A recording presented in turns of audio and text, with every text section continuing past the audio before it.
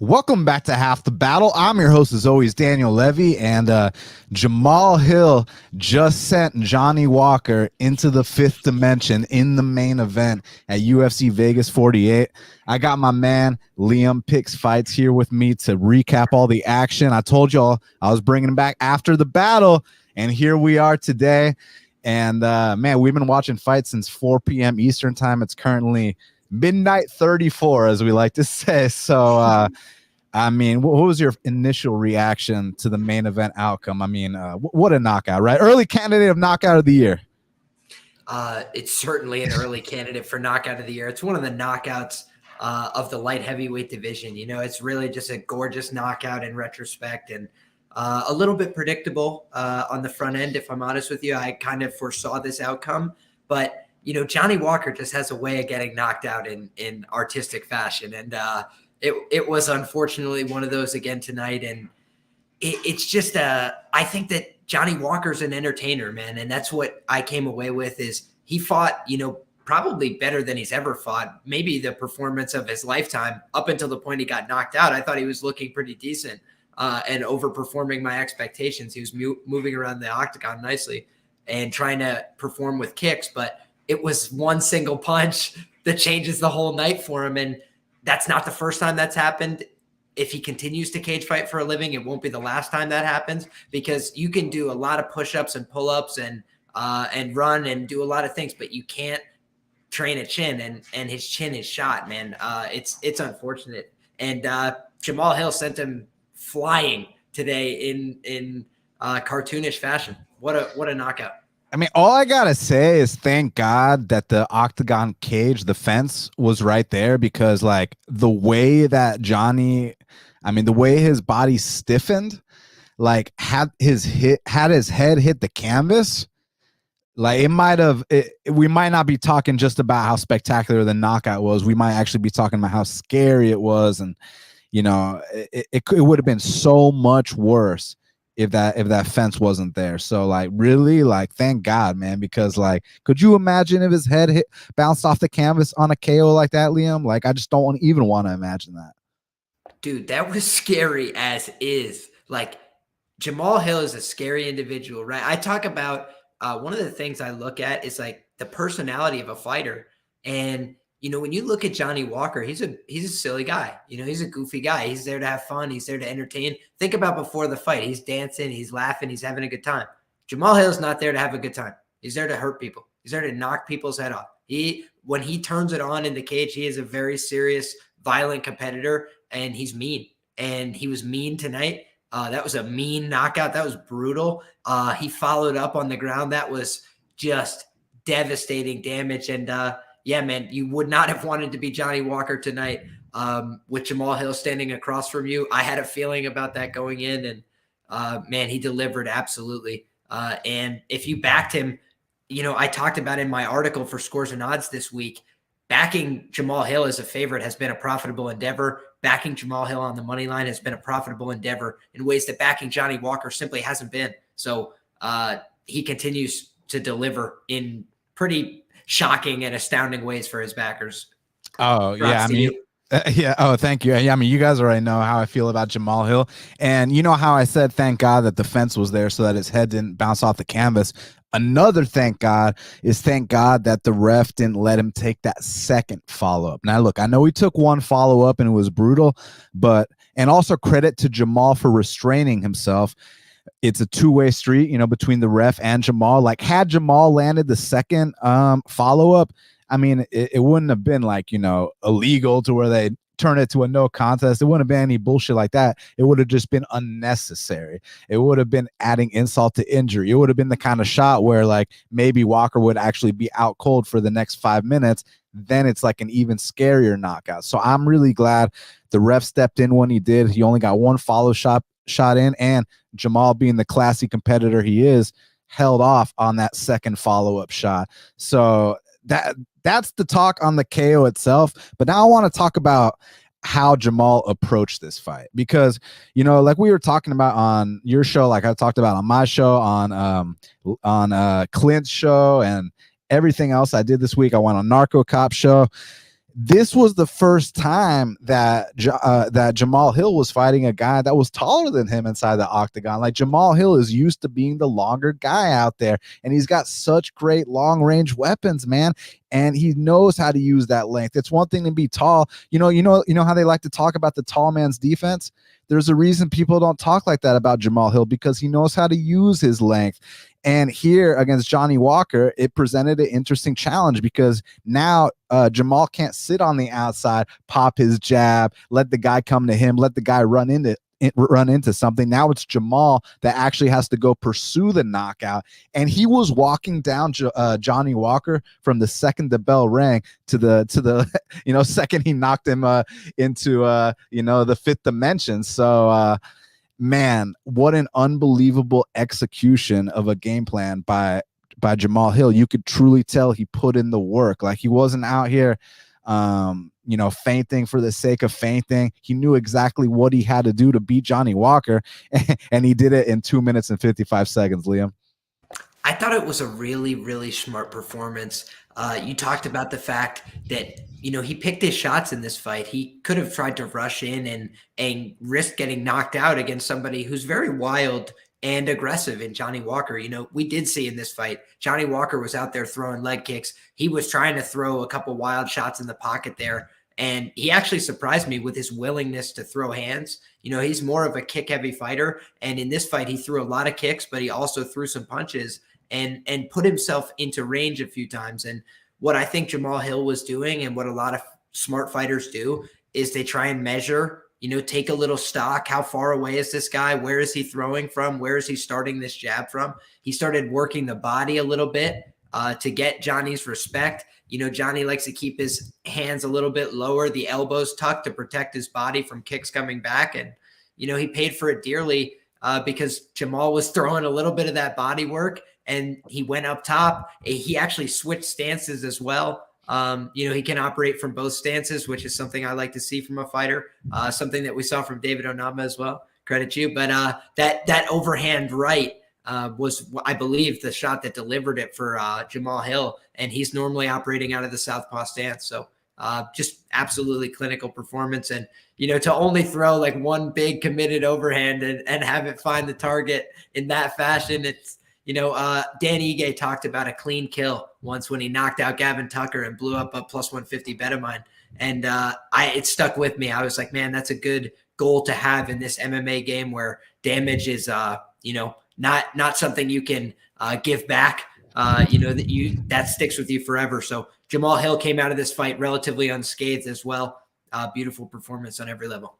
Yeah, and when he threw that right hand, I mean, the thing that's so nice about his technique is he's not just throwing the right hand, he's getting that head off the center line. And back to what we were talking about with Johnny Walker being the longer man, Jamal Hill is not used to fighting guys with longer reach. And if you actually watch the finishing sequence, Johnny Walker lands a punch too, and he actually lands it on the ear of Jamal Hill. And usually, oftentimes a guy like Johnny Walker lands a shot like that in the right spot, you're going to sleep. And the fact that Jamal Hill's punch had the impact it had when he landed, I mean, because what don't you like about Jamal Hill? I mean, we talk about the output as if that's like the best feature here, because he's a 205er. You see the output of a little guy, but then he's got this one hitter quitter power. Like, these dudes can't they can't take the left hand shot, even though that was a right hand shot, so it's pretty awesome to see what Jamal Hill's been able to do.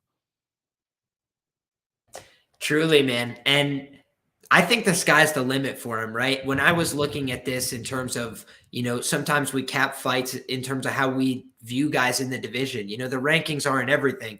The panelists on the rankings, a lot of them couldn't pick all the fighters out of a lineup, I don't think, if they saw them all put together. So I really believe that we have to use our own discerning eye and try and evaluate the talent that we see in front of us. And Jamal Hill has always struck me as somebody with a lot better process and a lot more upside than Johnny Walker. What Johnny Walker has is a lot of physical tools, a lot of attributes that are things you'd want to have in a prize fighter. However, you got to have certain things locked down, and we saw it rear its head in a few fights tonight, but durability is critical. And, this is the hurt business. You got to be able to take one and give one. Tai Tuivasa and Derek Lewis, another recent example of that lesson. So durability is a critical element of capping these fights, and it reared its head here in a big way because Jamahal Hill took a couple of leg kicks, a couple of the shots that were supposed to cause him problems in this fight, but he kept moving forward and kept acting like it was no big deal.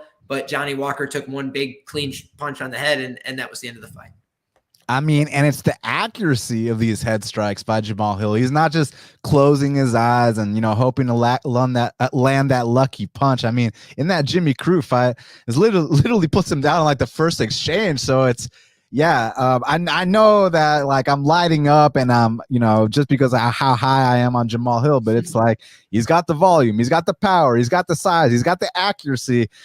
In his UFC debut when he got taken down, he got back up every single time. It's like, what don't you like about this kid? And then there's the misconception about the Paul Craig fight that, he got taken down and submitted right away. No, Paul Craig pulled guard.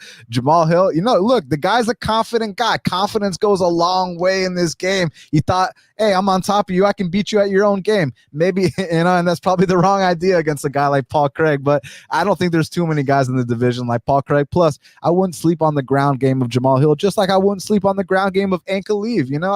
Paul Craig is that dude if you try to play in his guard, and there's not going to be too many 205ers that you got to worry about playing in their guard. So I really do think that, if you're going to beat Jamahal Hill, like the way to do it is to actually knock him out. And that's a task in itself, man. I mean, that's a task in itself. Because like you think about this, you look at who the guys at the top of the game are right now. Now, Glover Teixeira, he's the champion. Now for him would be to take him down and submit him, so he would actually be the guy where you got to worry about that with, because Paul Craig, even though, he has landed a couple double legs in his time, don't sleep on his offensive wrestling, but he's mostly known for being that guy. Like, you don't give a fuck if he pulls guard or if you're standing over him, he'll tell you to come into his guard, just like an old school Nogueira. It's funny, I was watching Nogueira versus Couture the other night. Dude, that is a classic. I mean, you want to talk about heart, you want to talk about epic fights. If you guys got nothing to do tonight after this show, check out Couture versus Nogueira. Such an unbelievable fight. But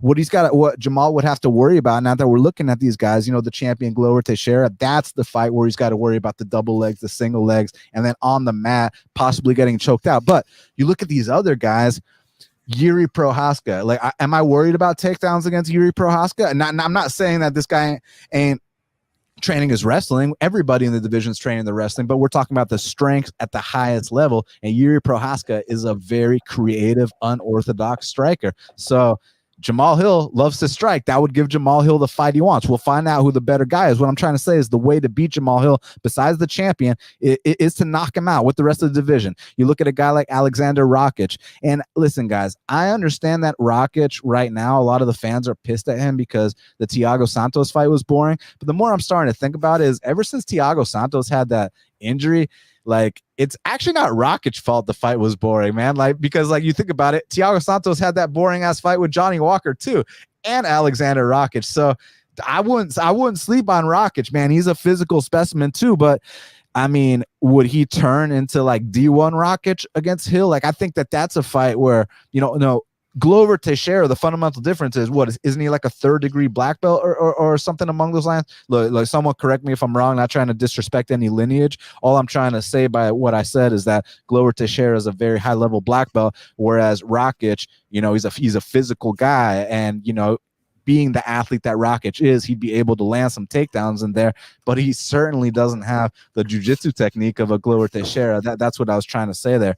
Oh, my boy said he got the Rakic NFT. I got a couple of those myself. But so Rakic would probably try to get those double legs on Hill, and that's where Hill could show that get-up game that I was talking about. And then on the feet, that's where Hill likes to fight. So then we got to look at a Thiago Santos.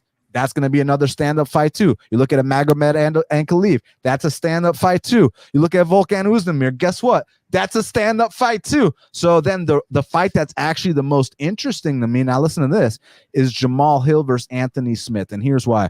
Because Anthony Smith, he's one of these guys that's known for taking that ass whooping up front. For a fact Jamahal Hill can put out can put up the output.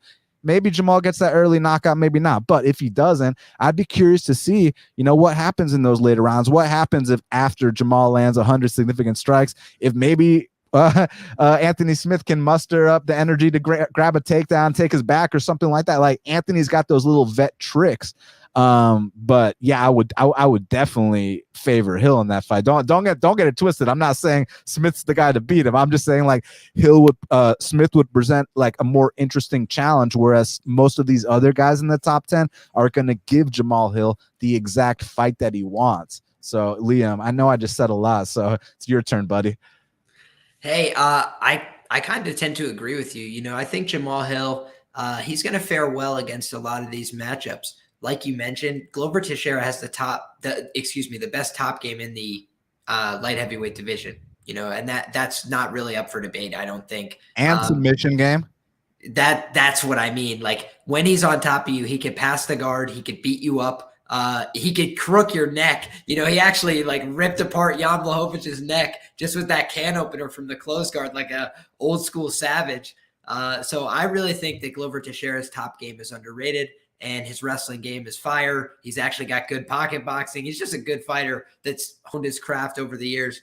So he would be a tough matchup, I think, for Hill. And just in terms of his bevy of experience at the championship level and otherwise, Glover Teixeira is like a freaking, you know, he would probably be in a lot of trouble on the feet in that fight, but it would be a fun matchup. I do think that a lot of other guys are going to turn into wrestlers against Jamahal Hill because of what they've seen so far. The guy's got tremendous power. He's got tremendous volume. He's got good accuracy. That's a recipe for disaster at light heavyweight if you're going to stand across from him. So I think a lot of guys are going to turn into wrestlers now against Jamahal Hill. You know, Jimmy Crute, poor bastard, never even got the chance. And we love Jimmy Crute. Absolutely. I say that with love and respect. I mean that. He literally just never got the chance. And I think that otherwise, you know, I don't know how many people present a real tough stylistic threat from a wrestling perspective. Jamahal Hill's got a bright future in the division.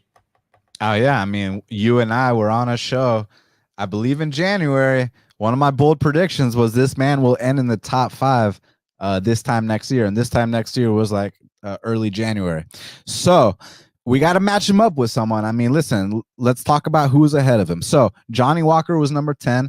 And you know my philosophy, Liam. I don't got to tell you 100 times. You beat the number 10 guy, you are the number 10 guy. So the guys ahead of him, we got Nikita Krylov at number 9. However, Nikita Krylov is currently booked with Paul Craig, so that's out the question. We got Vulcan Uzdemir, who I believe does not have a fight, so that is one option. We got Dominic Reyes, who I also believe does not have a fight. That is another option. Magomed Ankalaev is booked with Thiago Santos. Dom, don't take the fight. Dom, don't take the fight. Don't take the fight, Dom. I mean, the issue is Dom is holding the number 7 spot on planet Earth hostage. And, you know, you ever seen The Lion King back in the day? Yeah, I have, man. I just feel bad for that dude. That would be that'd be a bad one 3 times in a row. That'd be a bad one 3 times in a row. You know, so that's basically all it is. And Magomed Ankalaev is taking on Thiago Santos, so that's out the question. Now, is Rakic fighting Blachowicz or is he fighting Anthony Smith?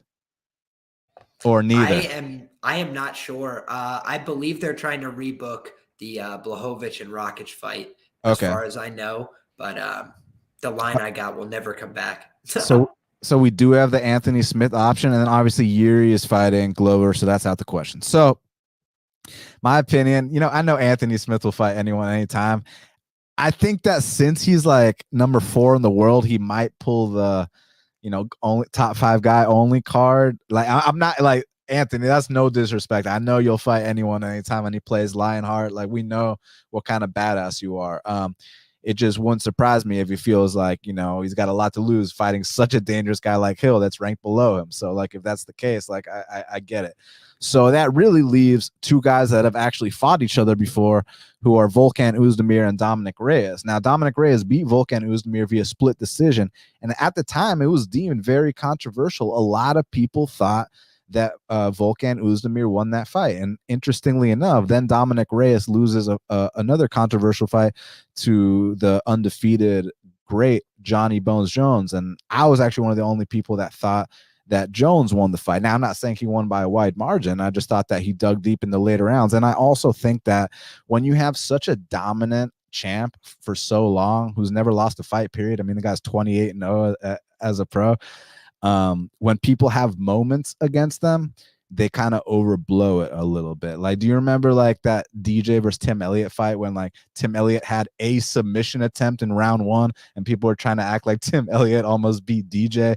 Like, do you remember? Like, you see what I'm saying? Like, people overreact to this shit to a point. Like, Thiago Santos lost 4-1 to John Jones and was hobbling around on one leg, and people try to act like Thiago got robbed. You know what I'm saying, man? So, like, dude, I actually thought that Thiago Santos had a better case for winning than Dominic Reyes. I on rewatch as well. That's not a big deal. But did you think Thiago, like between man to man, Daniel to Liam, did you think Thiago Santos beat John Jones? I mean, on a moral level, no. Okay, thank you. On a 10-9 must system level, I think you can actually make the argument. It was just a really low activity fight. It was kind of weird. John Jones has this like ego trip where every time he fights somebody, he wants to beat them at what they're good at. And so afterwards, he's like, I did Muay Thai with a Muay Thai black belt. I'm like, dude, you did Muay Thai with a guy on one leg and you did nothing. I was like, why would you not try and like kick his leg out or push the pace? It was just a weird fight. But it reminds me of like the Izzy Yoel fight. Not like either guy can be mad after the fact that they didn't get the win, because not a ton happens. But I did kind of think it's like, yeah, no, that could have went the other way, and I couldn't really push back on it.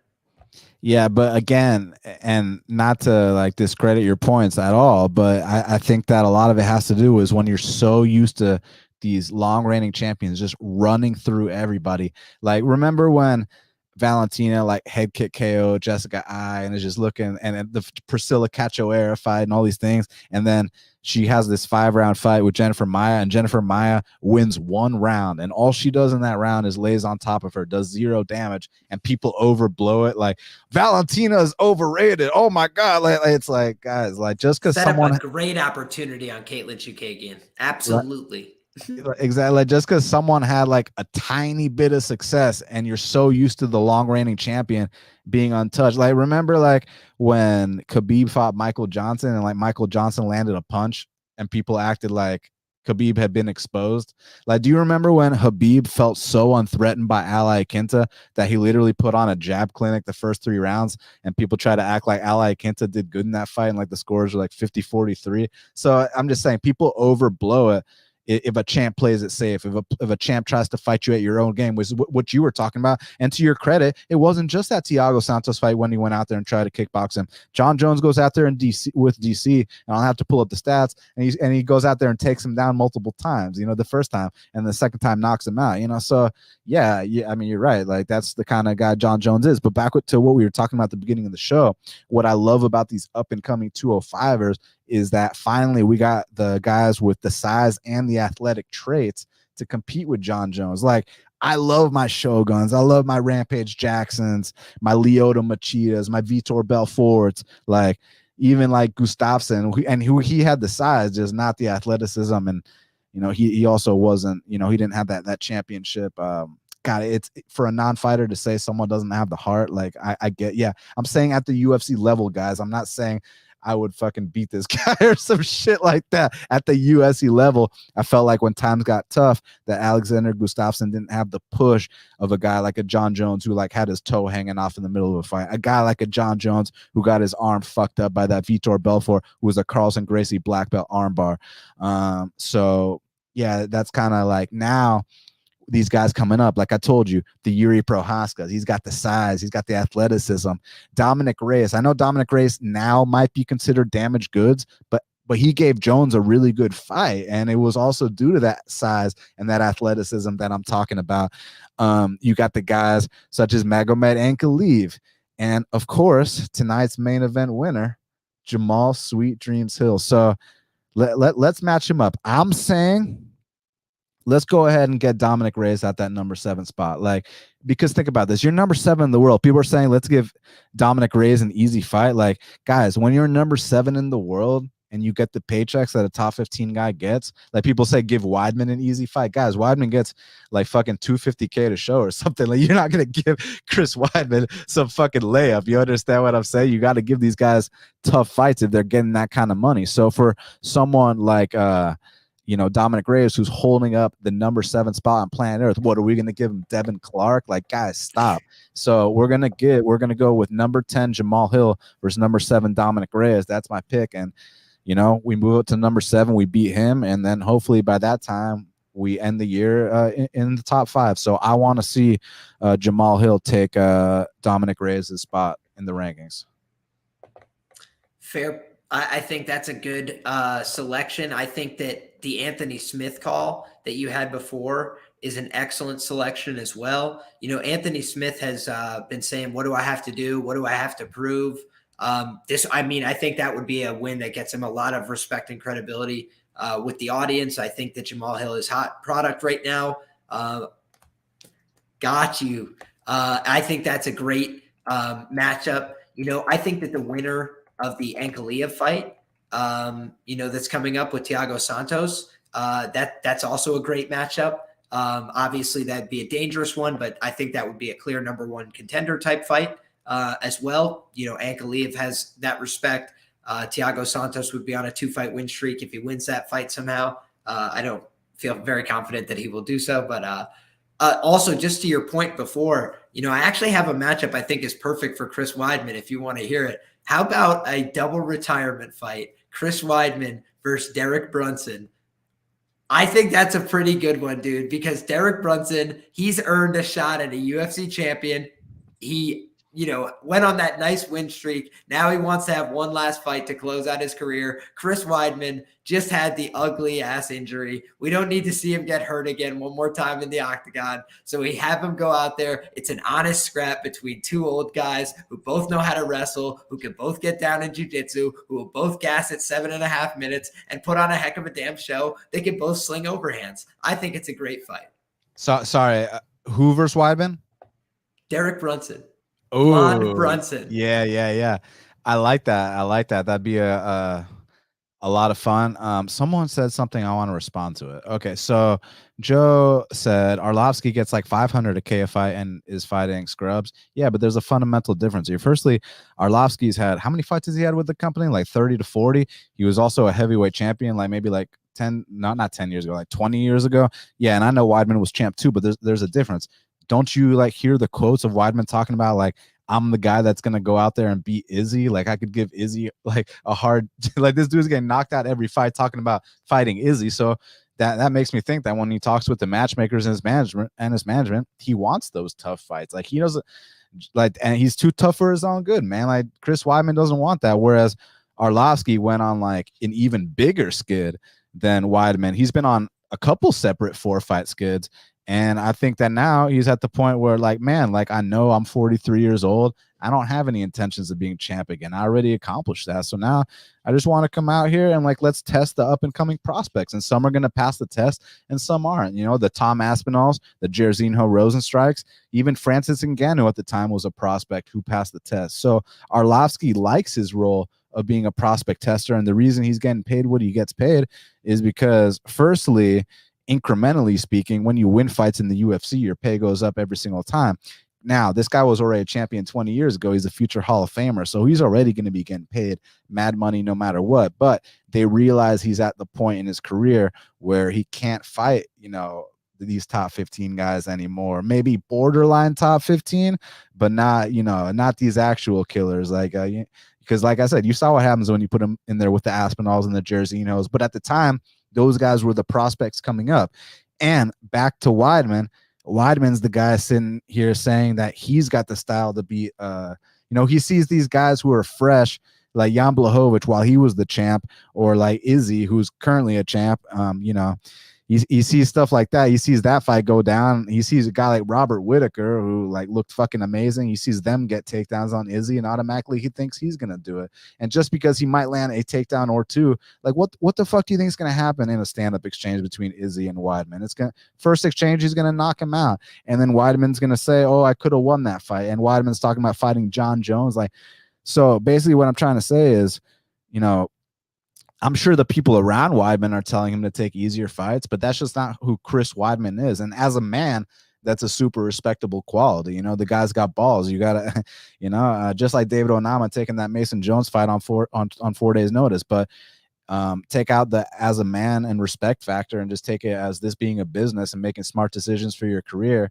And unfortunately, Weidman's not going to accept those fights. So I think that's the reason, Joe. Dude, I do think though that Derek Brunson represents like an honest fight. I don't think that's a pushover. I think that is like a top contender. That's what Chris wants. And then, Derek gets the opportunity to fight a UFC champion who's a little bit vulnerable, and he blew that opportunity once against Anderson. But I really think that would be the kind of fight where both guys have a good, honest chance. That for me is like a fun way to match up two legends without disrespecting them on the way out, and because we can put them in there with freaking as somebody responded to my tweet and said Dricus Duplessis. I'm like, yeah, we could do that. We know what's going to happen. Like, what's the fun in that? For me, it at least gives both guys that chance to win and, a good way to send off. Yeah, no, I like that fight. And actually, I wanted to see it a few years back. So, yeah, I'm glad you mentioned it. They're both, 1 or 2 fights away from retirement. They're two guys that were always, one was a former champ, but still a perennial top 15 guy versus an always perennial top 15 guy. And both, is Brunson former D1? He was actually a D2 national champion. D2, yeah, D2. Okay, yeah. So former D1 All-American versus former D2. Both knocked people out, both got ridiculous wrestling, same points in their career, and they just happened to never fight, and they were around in the same era. So yeah, I'm absolutely down with a fight like that. So I don't know how we got to the Chris Weidman talk after talking about Jamahal Hill. Now, before we move on to Dawkins and Pickett, like with Johnny Walker, so like with Jim Crute, the way I wanted to get Jim Crute back on track after his Jamahal Hill KO was I wanted a Ryan Spann. I wanted a Devin Clark. But with Walker, the difference here is that, he was ranked number 10 in the world. So like, are we going that same route I'm going with Crute? Are we going with, he already knocked out Ryan Spann, so we can't do that. And I want the Devin Clark fight for Jimmy Crute. So I'm not sure. Like first, everybody do me a favor, smash that like button. And I know it's late right now. Go on Twitter, retweet our tweets, let people know you're in here, and hit that subscribe button. We truly appreciate it. And if you got a matchup for Johnny Walker to rebound from, let us know. So off the top of your head, let me know if you have anything. And if not, I'm going to pull up the roster and we'll come up with a matchup for Johnny Walker. Yeah, man. I'm looking at the rankings right now, and I think Kutalaba's been on a little bit of a streak. He just got an opponent, right? Oh, yeah, he probably did. You mentioned Vulcan before. Isn't he coming off a loss and unmatched? That doesn't really give somebody an opportunity in terms of busting into the rankings. So maybe we should be looking for somebody with a win streak outside the rankings. But what about Marcin Prachnio? He's coming off 2 straight victories, and he's got kind of like the defensive liabilities that might let Johnny Walker get that spectacular knockout. But if Prachnio wins, that'll be 3 wins in a row, a complete turnaround of his career, the biggest win of his career. But it's a fight that Johnny Walker could get that highlight spectacular knockout, get his confidence back. That's just the first one that comes to mind. Any interest in that at all? Yeah, I think that's a great matchup. I didn't have the roster in front of me, just the rankings. So I think in terms of unranked guys, Prachnio is a great example of somebody that, has kind of scratched and clawed his way to a couple of UFC wins. And, he deserves that step up in competition. I think that's a fair matchup. And what I also think is that gives Johnny Walker, like you mentioned, a bounce back opportunity. Johnny Walker's a fun guy. He's still going to come out there and entertain. His athletic gifts are still going to put him, head and shoulders above some of these guys in the division. But he's just got a liable chin. So, maybe he turns into a wrestler. Maybe he turns into a guy who does a little bit more cage pushing to try and mitigate some of that risk. But otherwise, it's going to be, fun barnyard brawls, I think, for Johnny Walker the rest of the way. Someone said Crute versus Walker, and actually, like as a fight, I fucking love that fight. It's just one of them. Go ahead. Maxime Grishin. That's my Maxine, new answer. Maxine's too clinical for him, I think. Well, I mean, it depends on what you're trying to do. If you're trying to, jumpstart the Maxine into the rankings, well, he's like 38, right? Yeah, he is. He is. So What about maybe this? it's What the about wrong this? guy. I do think he's a fun guy, though. He can kind of crack. Oh yeah, no, for sure. But what about like I want something like wild and fun? Like what about like William Knight versus Johnny Walker? Like would that like that would be one of the more absurd matchups of all time. Like I know William Knight's so far away from him in the rankings, but like just like optics wise and fun wise, like would that not be something?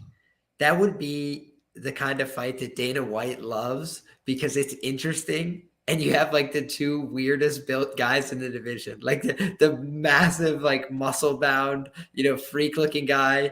And then William Knight, which normally when I say that the first descriptor, you think I'm talking about William Knight, but no, William Knight's like the short, squat version of a Johnny Walker, just like as fit as a person can get. Like when I do my weigh-in breakdowns, I like write stuff down for myself. And when I can't think of anything to say except this person looks like as good as they possibly can physically, I just say the picture of fitness.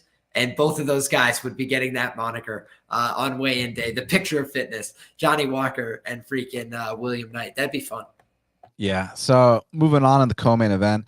I mean, I said my pick was Kyle Dawkins to win my first round submission, but I thought the big worry was that it becomes a 3-round clinch fest, and instead it was like a 4-minute clinch fest, and then he ended up submitting him anyways. So, I mean, I don't really take much from this outcome because it's kind of what I expected to happen. So yeah, props to Dawkins. With Pickett, I guess people were saying, why tap with 1 second left? Like, I mean, I think when the Darce is that tight that maybe you're not aware of how much time is left, or maybe he could have held his breath. I don't know. I wasn't in there, so I'm not really sure what to think about that, but I'm not surprised by the outcome. I think it kind of went as expected. I think it went went according to plan. Yeah, man. You got to control your breath in order to control your mind. That's a really critical element that I've taken from jiu-jitsu, and the Darce choke's a good way to prevent somebody from controlling their breath. And, I think that's what happened to Jamie Pickett. He was in a lot of bad situations in this fight. I did think he got hurt on the feet a little bit as well in transitions. I thought that Dawkins was finding good shots. And, one of my reads on tape here was that Pickett and Dawkins, both of these guys can't help but wrestle. Like whether they're having striking success or not, both guys are just much more comfortable wrestling and doing jiu-jitsu. So that's what they start doing. And especially when Jamie Pickett gets hit with punches, he reacts poorly each and every time. And he starts looking for takedown attempts. And against Dawkins, that's actually like exactly where Dawkins wants you to be, is shooting takedowns, because he is a good sprawl and counter with front headlock series kind of grappler. And I like that style of grappling. I try and do it myself. So I could see the writing on the wall very early in this fight for Jamie Pickett because Dawkins was continuing to pass guard and look for Pickett to sit up into the Darce choke. And eventually he did. And he got him pretty secured in there. And I expected this outcome. I had 2.5 units staked on Dawkins to win inside the distance tonight at plus 200. Me and Just Win Baby put out our best money line play and our best prop of the night. And it was Gloria DePaula on the money line. And it was Dawkins to win inside the distance at plus 250. And his entire breakdown for the prop was, I don't like Jamie Pickett. Yeah. Good hit. There you go. Yeah. Oh yeah. If we're going to talk about bets, so I'll go every time we talk about a specific fight, I'll talk about if I had a bet for that fight. But as far as the Jamal Hill fight, I had Jamal Hill parlayed with Andrei Korshkov, and they both won by easy first round knockout. First parlay at 22, so off to a good start with that. But anyways, Tristan says he wants to see Kennedy versus Johnny Walker. Kennedy and Zechuku, I like that matchup. That's a lot of fun, so I'd be down with that. But back to the Darce choke talk. So one of the main lines of defense against the Darce choke is getting your forehead to the mat. And actually, if you watch a fight between Matt Brown and Robbie Lawler, two legends of the game, there was a sequence in that fight when Matt Brown got a locked in Darce choke on Robbie Lawler, and the way that Robbie Lawler defended that fight was expertly with that forehead to the mat. And the reason that Jamie Pickett wasn't able to do that defense is because Kyle Dacus was actually hooking the leg, and that prevented him from turning down. And like, once you're aware of the defense and you counter it, there's really no way out. And a choke like that, like, it doesn't just feel like you're going to go to sleep. It feels like your neck's about to be ripped off. So props to Dacus. And I think that he's going to move on to, like, let's go ahead and rebook the Julian Marquez fight. Let's go ahead and rebook what was the other fight, the Roman Dolidze fight. Let's just keep him at that level for a little bit, and we'll move on. You cool with that? I love that Dolidze fight that you mentioned. That would be good fun. Or Dolidze versus Dricus du Plessis. Those are the matchups, man. I want to see. Yeah. I love my boy du Plessis, man. He's me too. Money machine. Like, dude's a Greek god. I mean, it might not look the prettiest, but when he lands, like, dudes wonder what was on their grocery list. You know what I'm saying? So, but anyways, feature bout, we had Parker Porter versus Alan Bedeau. And look, I got to give Bedeau credit, because all 3 UFC fights, he's made incremental differences. I mean, incremental improvements. First fight, he goes out there and just gets smashed right away against Aspinall, who turned out to be legit.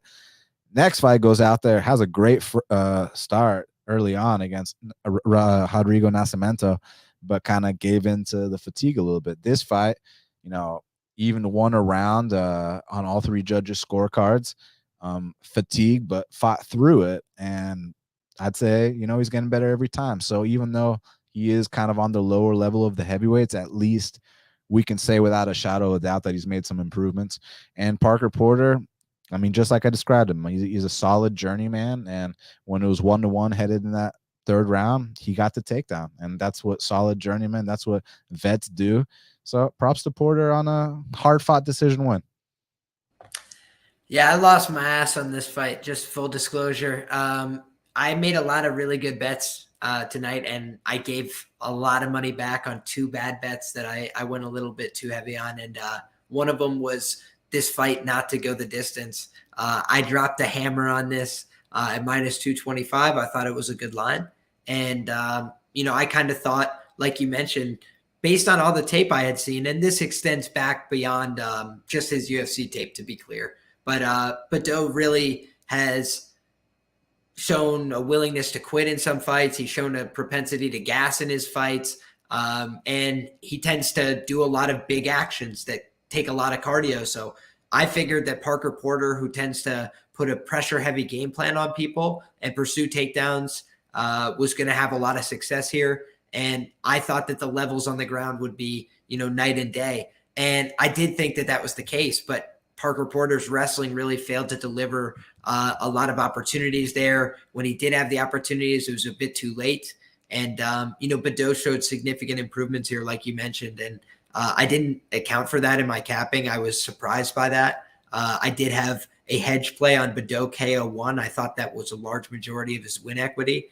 He proved that wasn't the case, made it a fairly competitive decision down the stretch. So, got to reconsider a little bit Alain Bedeau. I did mention coming in that he was a guy with some athletic potential, but hadn't really fought anybody of substance and was coming into these fights, I thought, a little bit overweight. But his cardio fared a lot better in this fight. So I'm going to have to adjust my capping on him moving forward. But I also think that Parker Porter, he looked very good, but he was fighting a low level of competition in his early UFC bouts. And I'm also going to have to, downgrade where he is a little bit in my head. I knew he was a solid journeyman. I thought he had a little bit of, that sneaky upside to maybe creep into the top 15 or something. But I think that, barring some surge in performance, I heard talk after the fight that he may have had an injury, and that would comport with what I saw because it just didn't look like his wrestling was nearly as effective as it normally is. And he also looked a little more tired than he normally gets. But Bedeau is a big fellow, and he was hitting him with some hard shots, and that'll make you tired too. So bad read on my part. I had some confidence in Porter. I had some parlays with him inside the distance as well. And those are bets I regret. Porter by sub is not a bet I regret, but I do regret that I went so hard on it off track. I had a couple extra units on it at plus 800, like big numbers, beat the closing line by a lot, but still wasn't able to make it happen. So back to the drawing board. So Pepe says Bedeau, he says Porter versus De Lima next. Yeah, I mean, what do you hate, Parker Porter or something? What about like Parker Porter versus like Chris Barnett? Like, I think that would be a perfect matchup. That's a perfect matchup. Well done again, sir. I literally have nothing. There's no better matchup you could come up with in the UFC. They're both complete meme guys. That would be very fun. And if Chris Barnett knocks out Parker Porter with a spinning head kick, I'm going to be, so disappointed. But it also is in the cards, so that's a great fight. And if either guy is still on roster, we can get Alan Bedeau back on track with my boy Harry Hunsucker. Hey, would you bet on Alan Bedeau in that fight against Harry Hunsucker? Oh yeah, dude. I mean, Alan Bedeau looked actually competent tonight, and he didn't have 4 minutes of cardio. Like against Alan Nascimento, he had 4 minutes of cardio. So I don't know. That was an impressive turnaround, I thought, tonight. Where he was like taunting him a little bit in the third round, trying to style on him, and then got taken down. That was like a little bit of a blown opportunity. He could have won that fight. Hey, let us know in the chat if y'all would bet on Alan Bedeau against Harry Hunsucker. I'm curious. But next in the lightweight division, we had Jim Miller taking on Nicholas Moda. I was wrong about this fight, man. I thought that Nicholas Moda would come out here, weather that early storm, and go out there and finish Jim Miller. And actually, Jim Miller fought a very smart game plan. The reason why is this. So, firstly, one of the issues he's had is he goes so hard for that grappling attack early, and naturally, dude, grappling is going to gas you out. That's just how it goes, especially when you grapple with the style that he does, man.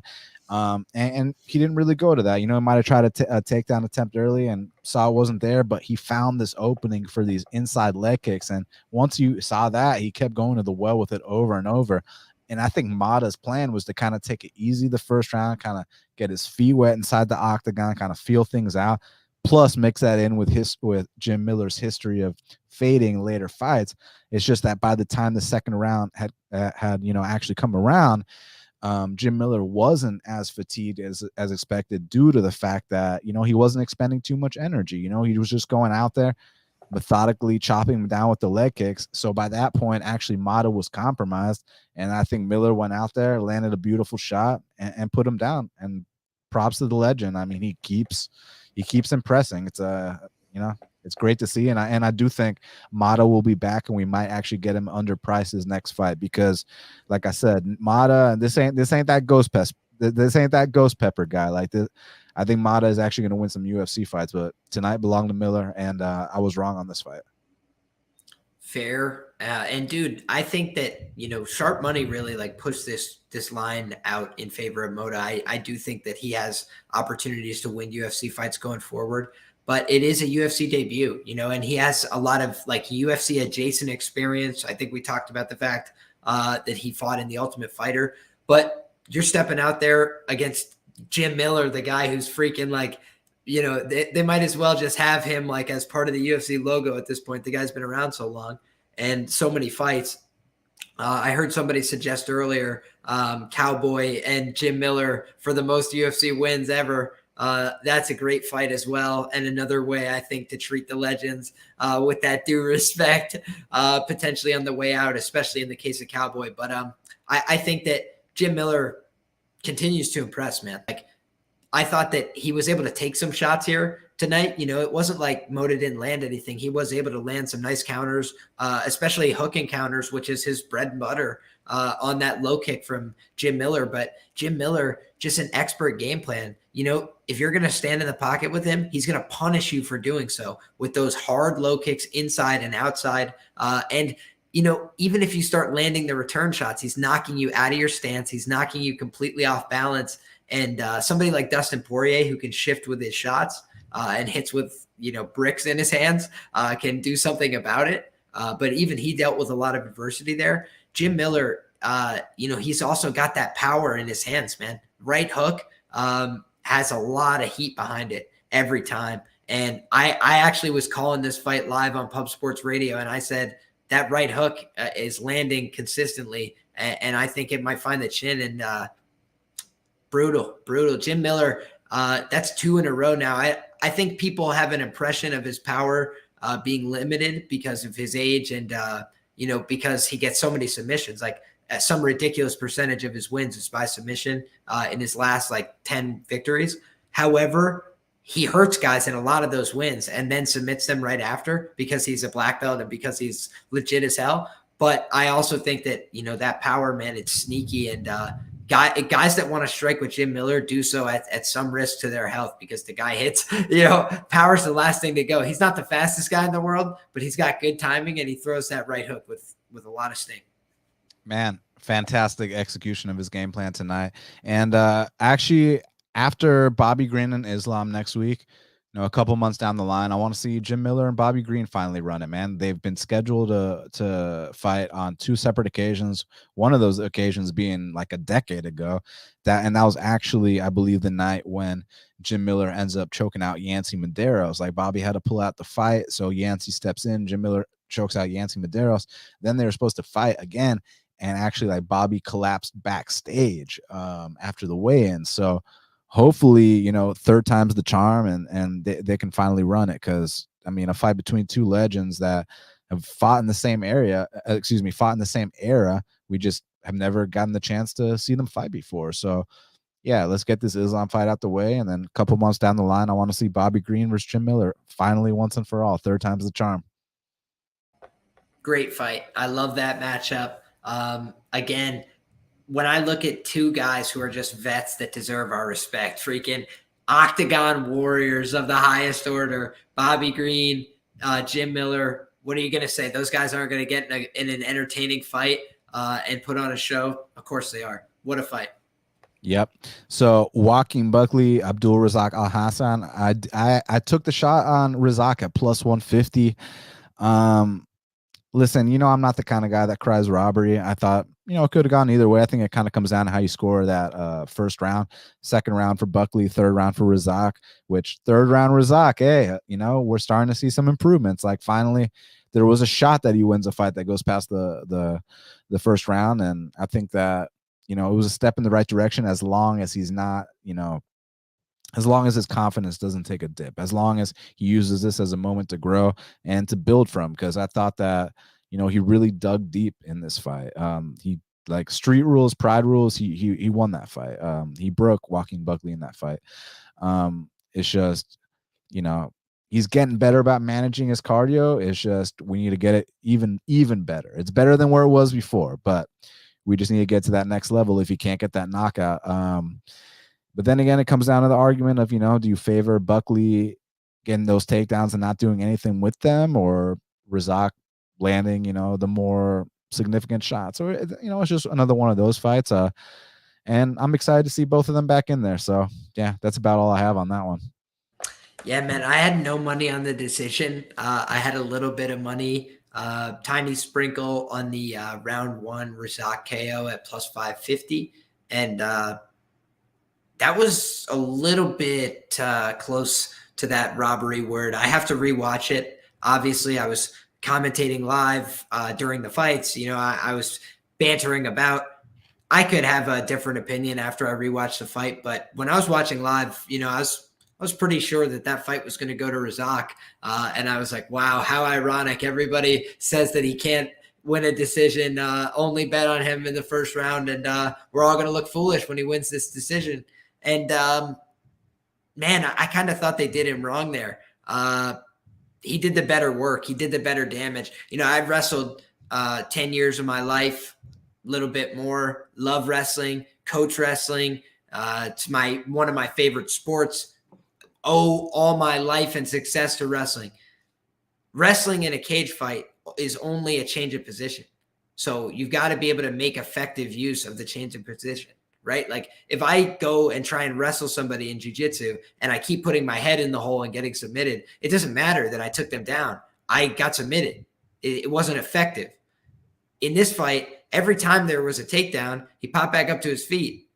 And the damage that was done in this fight was done by Abdul Razak Alhassan more often than not. So I just thought that the decision was incorrect when I was watching it live. And I thought he got done wrong. When he was like down on his knees after that fight, I thought he was asking the Lord, what did I do? Why me? That's crazy. No, I think that's like his tradition. It's like a Muslim thing. They win or lose, he gets on his knees and like, yeah, it's like a tradition thing for him. But I feel where you're coming from. Like emotion wise, it must have felt the way you're describing to break a man right in front of your eyes and then have them raise his hand. I mean, couldn't that have been a 10-8? Like I'm not like gonna go to bat and say that was a 10-8. If you think that's a 10-9, you're an idiot. I'll never talk about fights like that, right? Like it's a subjective viewing experience. I didn't even listen to the volume, right? So maybe if I hear the sound of the shots, it'll change my opinion. Yeah. But he was on top of him in the mount, dropping hammers while the guy's looking up like, yo, get this guy off me. Yeah. That's pretty close to a 10-8 as far as I'm concerned. I don't know. Yeah, and as far as people making a big deal about the Dale Brown guy being in his corner, like I really don't think.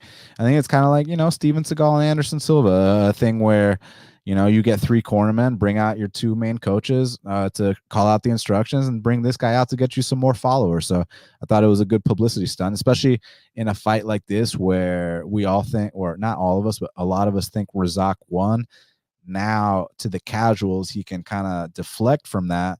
And, we can make the attention on that guy being in his corner. So I think it was a smart move on his part. And look, I'm excited to see them both back in there. I just truly hope, like Razak, hey, let's just like build off this. It was a really good performance, considering our concerns going into the fight, right? So, and it's something to build off of. So as long as Razak can get back in the gym, keep training hard, and don't be too depressed about this L, I think he'll be back. And I'm excited to see both of them.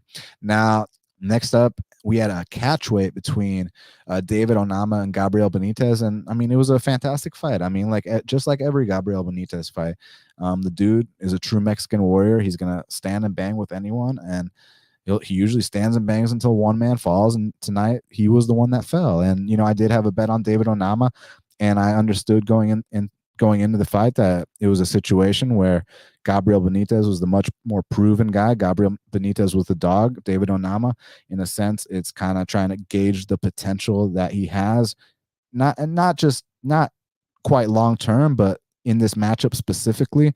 And he's got those physical traits, man. And at times early in the fight, Gabriel was getting off on some shots, but in what fight does Gabriel not get off on some shots? And even in the fights Gabriel loses, he gets off on some shots. I mean, that Enrique Barzola fight, Gabriel drops him at the end of round 3. That Andre Fili fight, like Gabriel had his moments too. The Sodiq Yusuff fight, he dropped Sodiq Yusuff. So like Gabriel Benitez has moments in all his fights. That's why I love him so much. It's just that when it's, it's one thing to give it, but it's another thing to take it. And, I always talk about how I don't fade Russians or Africans, 9 times out of 10. Like I said, there'll be an exception here and there. There's going to be an Oluwalabang Bose. There's going to be an Antigula, but for the most part, you don't. And another thing is when you've had 10 or less pro fights, you're going to make those big leaps every single time. But you factor that in with, you already know the guy has heart because he took that last fight on 4 days notice with Mason Jones up a weight class. So he's got heart.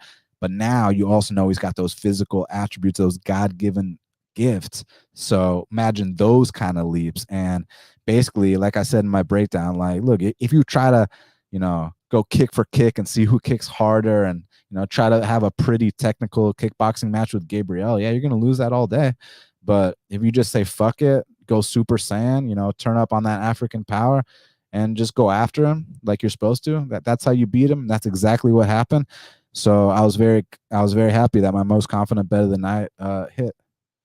And also, the line went from -125 to almost -200 in the close. So pay attention, guys. Like, just remember, this was one of the most contentious spots on MMA Twitter, And just remember, guys, it's always okay to think for yourself. Straight up. And so I basically started this week thinking I was going to fade Gabriel Benitez. And then when I dug into the matchup, I liked a lot of what I saw from Gabriel in terms of the fact that he was landing a lot of hard shots in the fights he was losing. He was hurting people. He was rocking them, and he was competing. And the durability was my concern here. When I listed out this fight, I capped it out, and I had advantages on the Onama side. He's the younger guy. He's got better recoverability. He's got the height and the reach advantage. But I also was like, this guy's a little bit on the greener side of things, and we're grading a lot of this on a loss, and I always like to be weary of grading people up on a loss, let's say. But he showed clear improvements from his regional tape to the Mason Jones fight, and also from the Mason Jones fight to this fight. He still has to continue making improvements, I would reckon. He still fights a little bit close to the fire for my liking, but it's to be understood. He's a young man with a lot of confidence and good reason to be confident. So this was a good matchup for him in retrospect. He's able to run through Benitez despite some early adversity there. And taking some hard shots. I didn't know if he got poked in the eye or what happened. I think it might have just been a punch to the eye, but he was having some overcame problems. Exactly. And, at the end of the day, that was what made the difference, was the durability. So cheers to him. I thought that was really impressive. Somebody in the comments just got me with one that made me laugh, but it was it was a hell of a performance. Yeah, it really was. And, just speaking about gauging guys coming off losses, like I was saying, in terms of like the Billy Q and like Shane Burgos fight, and just in general, not all wins and losses are created equally. That fight, he showed so much heart, especially considering the circumstances. But another example is like Mike Davis coming off that loss to Sodiq Yusuff from Contenders. Like, you could tell Mike Davis was going to have a bright future, like regardless of win, lose, or draw in that spot. So it's just important to take note of stuff like that. And then lastly, to match up David Onama, let's just go in there. Let's let him knock out Charles Rosa real quick. What do you think? Nothing wrong with that as far as I'm concerned. I've lost enough money betting Charles Rosa over the years. I'll never do it again. So yeah, that'd be a good matchup for me to get on board with the Onama train if you're looking for one. And if Gabriel is still in the UFC, which, I do hope he is, I'm a big fan of his. I would assume that they'd probably make him go up to 155 after what happened there. So, who's like a prospect? Like, would we put him in there with like Terrence McKinney, a Fares Ziam? Would we do the Mason Jones fight? Like, how do we? Because there's a chance they might just say fuck it. Coming off, I think this was actually the last fight on his contract, and it's a KO loss, and he missed weight. So honestly, we probably shouldn't even match him up. Like, that probably really is it. Unfortunately, love the guy. But last fight on contract, KO loss, missed weight. That's 3 strikes. So thank you for all the memories, brother. Likewise, yeah. I got to give you a lot of credit. You were on Stephanie Egger against Jessica Rose Clark, and it was a beautiful performance. I was on Rose Clark. I was so wrong. My reasoning for being on Rose Clark was simple.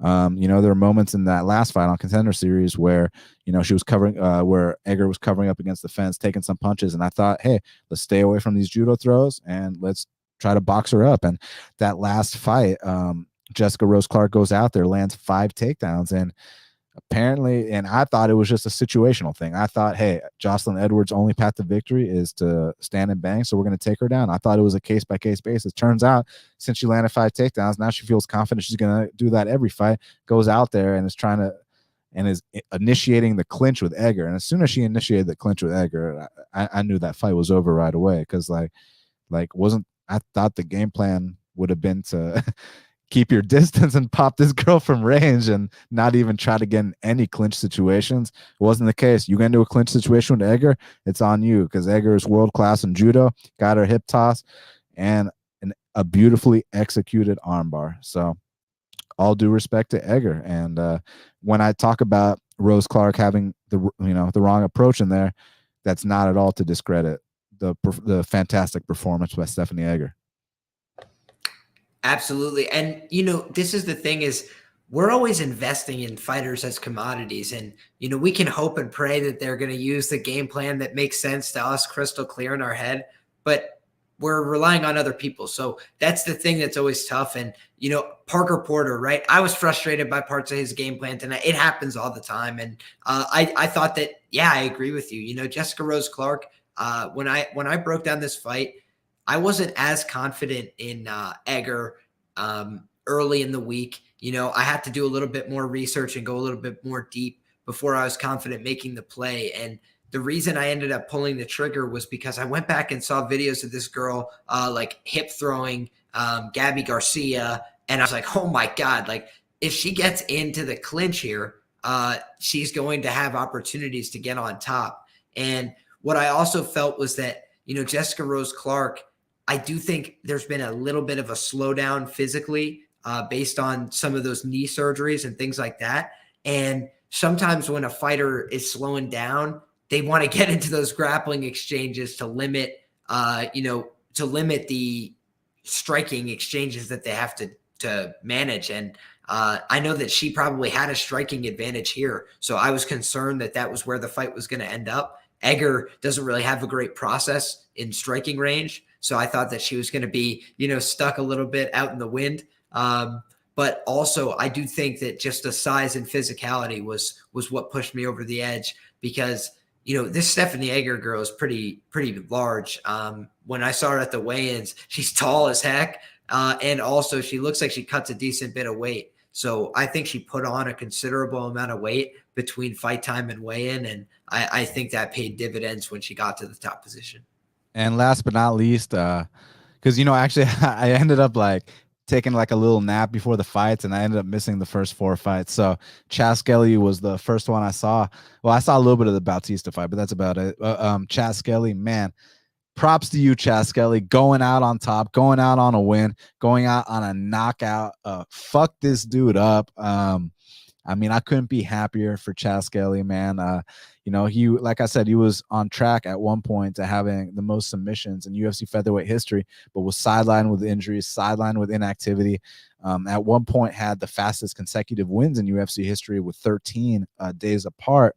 I think Khamzat Chimaev actually beat that record, but Chas Skelly still holds the fastest submission in UFC featherweight history when he went out there against Maximo Blanco and submitted him in 19 seconds with an anaconda choke. So, much respect to Chas Skelly, friend of the show.